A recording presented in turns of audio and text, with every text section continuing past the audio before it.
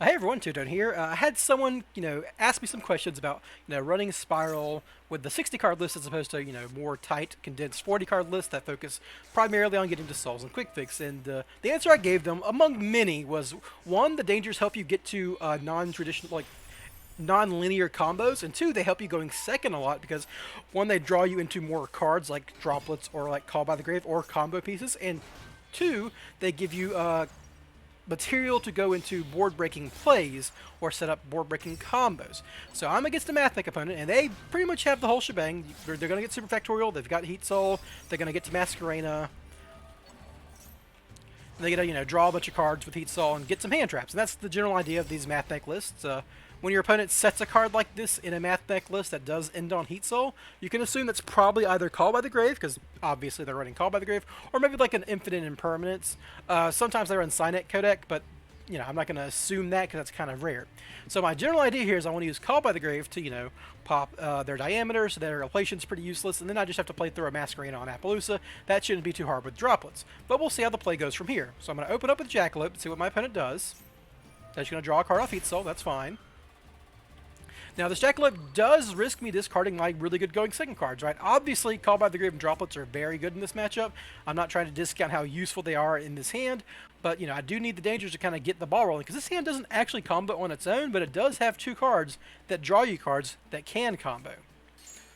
Another important thing is, when I'm running a deck like this, as soon as I get another monster on the field, I am threatening a Nightmare Phoenix. So that's why I think my opponent's, going in for Super Factorial early. They want to get the negate on the board early with diameter, and they want to keep me off of like an easy Nightmare setup to pop their back rows.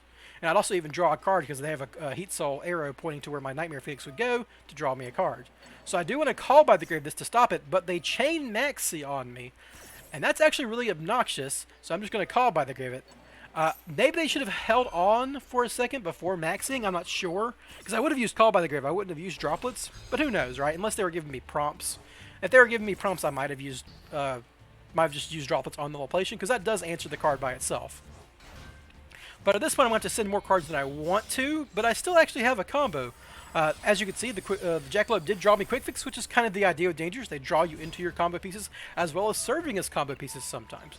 My opponent does have the deflation, so I'm just going to Droplets and send this Assault Mission, because I want it in the graveyard, and this Jackalope, so I can hit their Masquerena. If I did not send Jackalope, they could Masquerena into an Appaloosa, and that would really staunch my further plays. I don't want to send my Quick Fix or my Nessie because I can combo with these cards. I've got this Assault Mission. Assault Mission plus Quick Fix is a combo all on its own, as this Rescue Mission plus Quick Fix if I really need it. But I want to use Assault Mission first. So we're going to chain Droplets, putting those specific cards in the graveyard, hitting these two on the field. And now I just got to worry about their back row and their hand. And we'll see how that goes. So I'm going to Assault Mission, obviously. This gets Quick Fix on the board. And Quick Fix, the way this works as a full combo, I'm not going to get there, as you can see, because I do have the Effect Filler. But the way this would work is I would get Drone, Normal Summon Drone, and then I would know the top of their deck, and I can go into Double Helix. But my opponent's going to hit me with an Effect Filler. Well, that's okay. I do have a Rescue Mission in the graveyard that I put in there, thanks to Jackalope discarding it. Another nice thing about Dangers, they'll discard your missions sometimes. So I can go ahead and link off this Link Creebo. I'll link off the Link Creebo. Now, this does suffer under the idea of them having a Call by the Grave, and I can't really play around that. Call by the Grave hitting my Quick Fix does stop me at this point, but you got to play with what you have. So I do use Rescue Mission to my Quick Fix. I still haven't used my Normal Summon, so the Drone play is still alive, and my opponent has the Imperm. Well, that stops my combo for the most part. If I didn't have to use my Rescue Mission because of that Effect Failure, I could have, used Nessie, added a Tsuchinoko, summoned Tsuchinoko with its effect, and I could have sent a Rescue Mission, my Quick Fix again, and then do the Quick Fix plus Drone play. But that's not the case anymore. I'm all out of missions. My opponent's got all these hand traps, thanks to Heat Soul and such, so I do have to kind of play through it. So what can I do now? Well, my only real play here is something that's pretty unique to this build. That's why I'm playing it. I haven't done a video on this, but a Saint has, if you've seen their channel.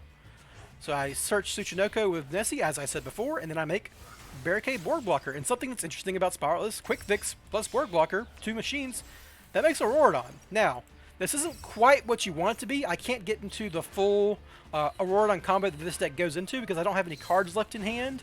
thanks to all my discards, my forbidden droplets. So when I send my Jet Synchron, I won't have anything to send with it to summon a Herald of the Arclight, so that's just not a feasible play.